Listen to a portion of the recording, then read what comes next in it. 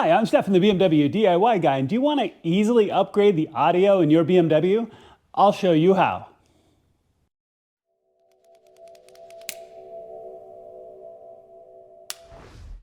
All right, y'all, so let's walk through this project a little bit and the reasons why I would highly recommend doing this yourself. Now, the X1 behind me is a fantastic car. It's really great. It's really practical, but it has the hi-fi speakers, which are the entry-level speakers from BMW. And you guys know, as much as I love the brand, the hi-fi speakers are terrible. There's no other way around it. You're gonna see that today as we pull different components out.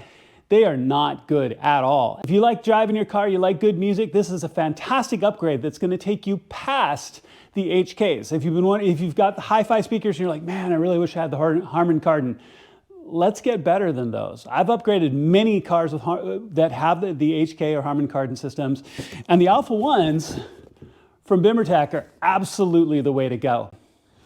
You get an opportunity here. Let's compare these. So here are the hi-fi mids. Look at the size of the magnet on the back of that. That magnet is about the size of what you normally see on a tweeter.